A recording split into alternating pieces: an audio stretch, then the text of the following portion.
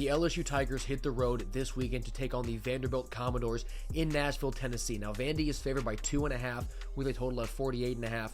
Vanderbilt is coming in fresh off a bye, right? They've had 2 weeks to deal with that first loss of the year to Alabama. They've responded to it well, according to reports, and having that extra week off to deal with that first loss is pretty big for teams who have not yet, lost. So it's good for like a mental reset.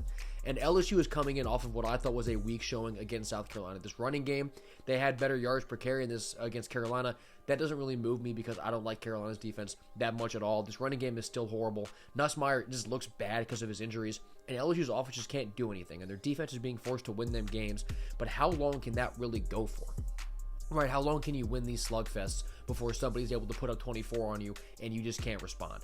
I think it's hard for a LSU defense going up against a Vanderbilt team who has 0 bad grades on offense. They're all great. They have great rushing metrics with their success rate, predicted points added, and explosiveness.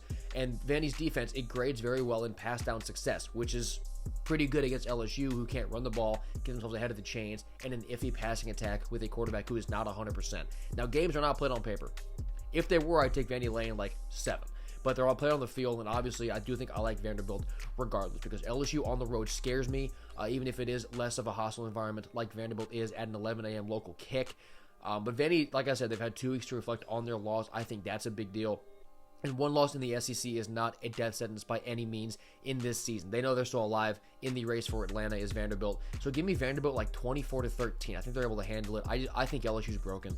I think that Vanderbilt's defense is going to have a good showing. I think they can run the ball well enough on LSU's defense to, maintain possession, not let LSU have the ball very often and wear down that Tigers defense. So give me Vanderbilt to get a big win on the West End this weekend.